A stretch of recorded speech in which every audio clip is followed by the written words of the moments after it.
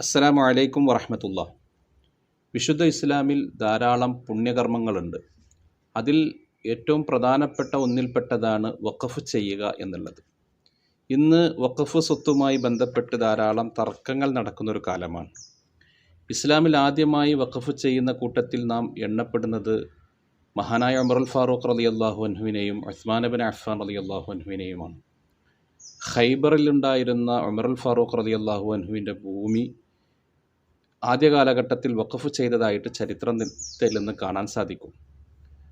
അള്ളാഹുവിൻ റസൂലും സ്വഹാബത്തും മദീനയിലേക്ക് വന്ന കാലഘട്ടത്തിൽ കുടിവെള്ള പ്രശ്നവുമായി ബന്ധപ്പെട്ട് വല്ലാതെ പ്രയാസപ്പെട്ടിരുന്ന സമയത്ത് റൂമ എന്ന് പറയുന്ന കിണർ ഇസ്ലാമിന് വേണ്ടി, ദീനിന് വേണ്ടി വാങ്ങി ഉസ്മാൻ റളിയല്ലാഹു അൻഹു വഖഫ് ചെയ്തതായിട്ടും കാണാം. വഖഫ് വലിയ പുണ്യമുള്ളൊരു കാര്യമാണ്.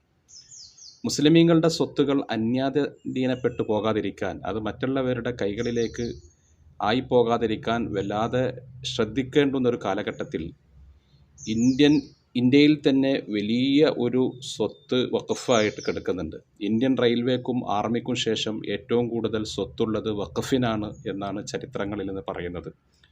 മുസ്ലിമീങ്ങളുടെ വഖഫ് സ്വത്തുകൾ ഇന്ന് പലരും കൈയടക്കിയതിൻ്റെ പേരിൽ അവ തിരിച്ചു പിടിക്കാനുള്ള ഒരു നിയമങ്ങളിലുമായിട്ട് നാം ഏർപ്പെടേണ്ടുന്ന സമയമാണ്. അതിനാൽ മുസ്ലിം ഉമ്മത്ത് ഭിന്നതകൾ മറന്നുകൊണ്ട് വഖഫിൻ്റെ സംരക്ഷണത്തിനായി ഒന്നിച്ചു നിൽക്കേണ്ടുന്ന സമയമാണ്.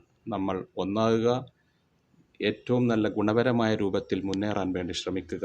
റബ്ബ് അനുഗ്രഹിക്കുമാറാകട്ടെ.